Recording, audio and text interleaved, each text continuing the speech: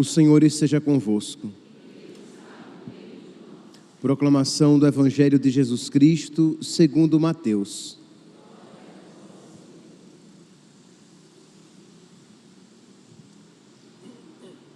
Naquele tempo, disse Jesus aos seus discípulos esta parábola: o reino dos céus é como a história das 10 jovens que pegaram suas lâmpadas de óleo e saíram ao encontro do noivo. 5 delas eram imprevidentes e as outras 5 eram previdentes. As imprevidentes pegaram as suas lâmpadas, mas não levaram óleo consigo. As previdentes, porém, levaram vasilhas com óleo junto com as lâmpadas. O noivo estava demorando e todas elas acabaram cochilando e dormindo. No meio da noite, ouviu-se um grito: o noivo está chegando, ide ao seu encontro. Então as 10 jovens se levantaram e prepararam as lâmpadas. As imprevidentes disseram às previdentes: dai-nos um pouco de óleo, porque nossas lâmpadas estão se apagando. As previdentes responderam: de modo nenhum, porque o óleo pode ser insuficiente para nós e para vós. É melhor irdes comprar aos vendedores. Enquanto elas foram comprar óleo, o noivo chegou, e as que estavam preparadas entraram com ele para a festa de casamento, e a porta se fechou. Por fim, chegaram também as outras jovens e disseram: Senhor, Senhor, abre-nos a porta. Ele, porém, respondeu: em verdade eu vos digo, não vos conheço. Portanto, ficai vigiando, pois não sabeis qual será o dia nem a hora. Palavra da salvação.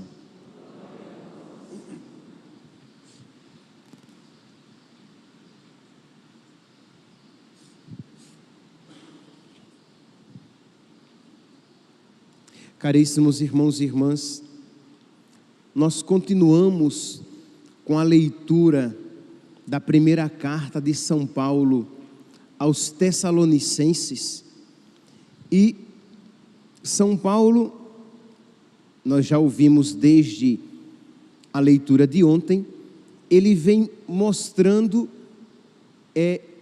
em que nós precisamos crescer, quais são os 2 pilares sobre os quais a nossa vida espiritual se assenta e que devem progredir na nossa vida. Precisamos progredir no amor, progredir na fé e progredir no amor, progredir na fé e progredir na caridade. Pois bem, e São Paulo, ele vai dizer: fazei progressos ainda maiores.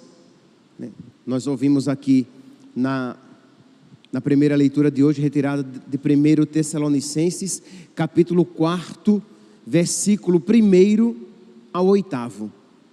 Meus irmãos, eis o que vos pedimos e exortamos no Senhor: fazei progressos ainda maiores. Percebe aqui, meus irmãos, que o comportamento cristão, ele não é regulado por uma lei abstrata. Porque quando São Paulo diz assim, fazei progressos ainda maiores, quando ele fala isso para os tessalonicenses que estavam vivendo razoavelmente direitinho, eles estavam passando por uma grande perseguição, isto é, os cristãos da Tessalônica estavam passando por uma perseguição, estavam passando por dificuldades financeiras por causa da sua fé, estavam sendo perseguidos, maltratados por causa da sua fé, mas não obstante toda essa perseguição, eles estavam crescendo na fé e no amor. Então é tanto que, se nós prestarmos bem atenção à leitura de hoje, nós veremos que São Paulo, ele pede isso, mas o coração dele está relativamente tranquilo. Ele diz o quê? Fazei progressos ainda maiores. conheceis de fato as instruções que temos dado a vós. Então vocês conhecem, façam progressos ainda maiores, e ele vai dizer: nós estamos vendo que vocês estão progredindo. Não é uma comunidade aqui que está se afastando do Senhor, mas parece então que São Paulo ele é mais exigente. Ele pede ainda mais: fazei progressos ainda maiores. Por quê, meus santos? Porque a vida cristã ela não é regrada por leis abstratas, mas ela é regrada por um desejo de alegrar alguém. A vida cristã ela é pautada por uma vontade de alegrar uma pessoa, e essa pessoa é Deus. Ora, se a sua vida cristã ela é pautada por leis, quando você já vive aquelas leis, você de alguma maneira já se dá por satisfeito. Eu estou observando essas regras, essas leis. Mas quando o seu objetivo é glorificar uma pessoa, é alegrar uma pessoa, é amar uma pessoa, e essa pessoa a que eu me refiro é Deus, a medida do amor é amar sem medidas. Então você sempre quer alegrar mais, você sempre quer glorificar mais, você sempre quer contentar mais aquela pessoa, porque você a ama, e existe uma santa insatisfação no seu coração. Então é por isso aqui que São Paulo ele vai dizer: fazei progressos ainda maiores. Vocês estão progredindo, parabéns, mas fazei progressos ainda maiores.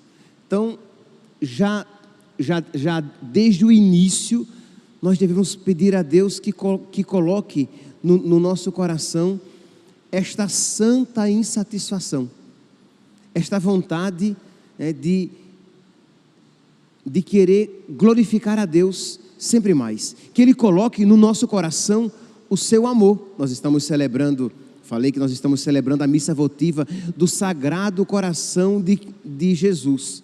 Ora, quando nós olhamos para o coração de nosso Senhor, nós olhamos para o seu amor generoso, que em tudo quis fazer a vontade do Pai, que chegou mesmo a dizer que o alimento dele era fazer a vontade do Pai. Ora, celebrar o coração de Jesus é pedir a Jesus que coloque no nosso peito, que coloque no nosso coração os seus mesmos sentimentos, que haja na nossa alma esta mesma atitude, esta mesma dinâmica de querer amar cada vez mais a Deus, de modo que nós nunca nos daremos por satisfeitos, mesmo que observemos algum progresso na nossa alma. Na leitura de hoje, aqui em Tessalonicenses capítulo 4, versículo 3, São Paulo ele vai dizer: esta é a vontade de Deus, vivei na santidade. Na leitura de ontem, no capítulo 3, no versículo 12, São Paulo dizia: o Senhor vos conceda que o amor entre vós e para com todos aumente e transborde sempre mais. Percebe que ele está usando uma palavra exagerada, que o amor transborde, não só que o amor aumente, que pode aumentar um tiquinho, não, que o amor transborde, o amor a Deus e o amor aos irmãos. E hoje ele usa o termo vivei na santidade, e nós compreendemos o que significa viver na santidade, é viver na fé e viver no amor a Deus. Ora, meus irmãos, este é o ideal cristão, não é fugir de um pecado, não é buscar não cometer pecados para fugir do castigo. É claro que nós devemos abandonar o pecado, e é claro que nós não queremos o castigo eterno. Mas a meta cristã não é essa, não é simplesmente não cometer pecados, não é simplesmente fugir do castigo. Por quê? Porque você poderia dizer assim: eu não estou cometendo pecados mortais, e aí você vai estacionar na sua vida espiritual. Mas se a sua meta é crescer na fé, no amor, na santidade, se a meta da sua vida é transbordar de amor para com Deus, se o ideal da sua vida é se configurar cada vez mais a Jesus, de modo que você se torne cada vez mais semelhante a Jesus, que o Pai olha para você e vê cada vez mais em você a semelhança com o seu filho querido, essa atitude, ela se aplica durante toda a vida. Então vamos lá, meus irmãos, vamos pedir a Deus que Ele faça brotar do nosso coração, no nosso coração, generosidade. Se não houver generosidade, nós iremos sempre procurar uma situação cômoda. Imagine aqui, vamos aqui voltar para o contexto dos Tessalonicenses. Eles estavam sendo perseguidos, eles estavam sendo maltratados, eles estavam sofrendo por causa da sua fé em Cristo. É uma comunidade recém-convertida, mas eles não abandonaram Jesus. Eles se afastaram dos pecados dos pagãos. Aí vem São Paulo e diz: aumentai o amor, crescei ainda mais na santidade, transbordai no amor. Ora, um coração não generoso ficaria até enraivecido. Você quer que eu faça ainda mais? Já não está bom o que eu estou fazendo? Eu não cometo aquele e aquele outro pecado. Eu vou à missa todos os dias. Eu estou fazendo a quaresma de São Miguel, lá com o Padre Overlan e as suas homilias cumpridas. Eu até faço a quaresma de São Miguel com o Frei Gilson, às 3 horas da manhã. Aí você começa a elencar tudo aquilo que você faz já. E já está bom, né? Chega, né? Ora, quem ama não sabe calcular. A medida do amor é amar sem medida. E se você percebe, meu santinho, que no seu coração, né, já existe esta impostação, que de alguma maneira você tem um caderninho já anotando tudo aquilo que você faz para Deus, o amor já está desaparecendo. Então dobre os seus joelhos, se aproxime espiritualmente de Jesus, do seu sacratíssimo coração, e peça a Ele: Jesus, eu reconheço que eu não mereço, mas confiando na Tua infinita misericórdia, eu te peço mais amor, para que mais eu possa te amar. Eu te peço mais amor, para que haja mais generosidade. Eu te peço mais amor, para que uma santa insatisfação brote no meu coração e eu queira te dar mais de mim, e eu zelosamente procure ocasiões na minha vida para te amar, para viver na santidade. Lembra, o que é viver na santidade? É viver de fé e viver de amor.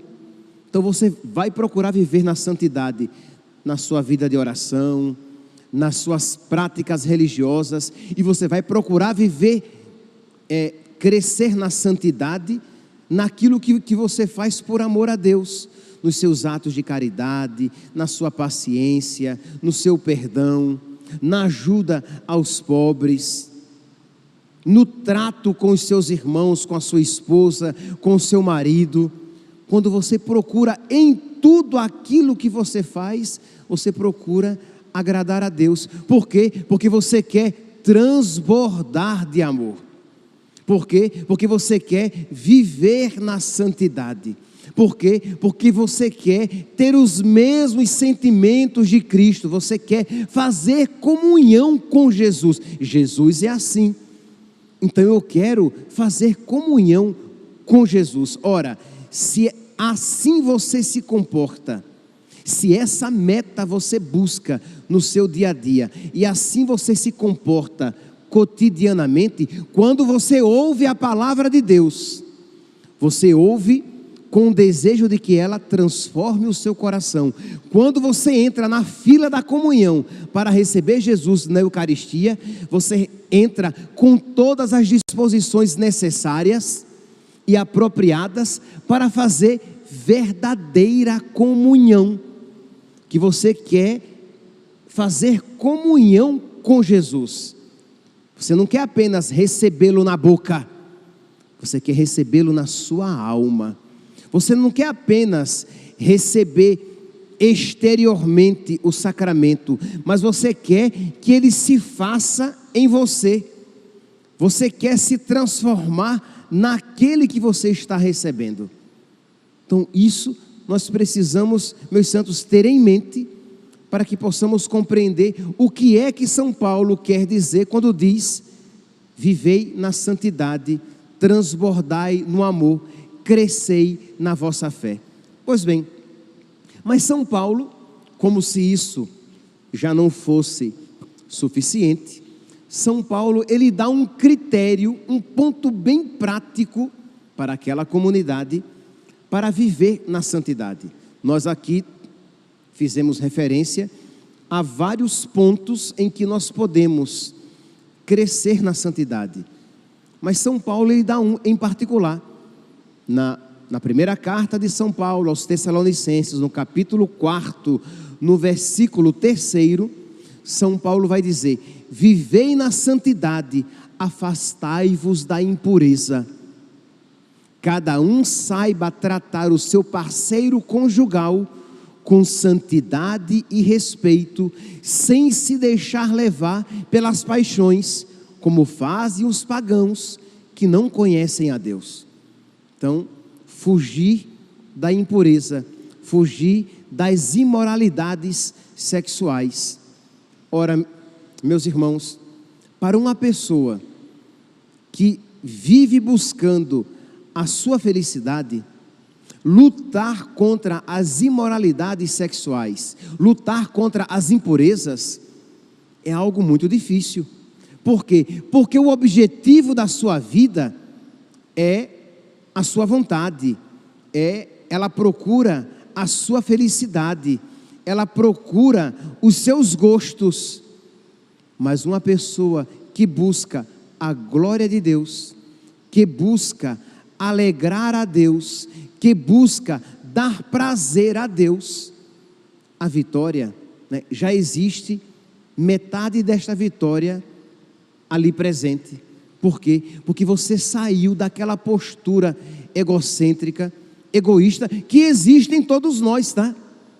Infelizmente, devido ao pecado original, existe essa tendência de nós nos colocarmos no centro, de nós nos colocarmos em primeiro lugar, de nós termos sempre os olhos voltados para nós. E eu, como fico nessa história? Eu quero ser feliz.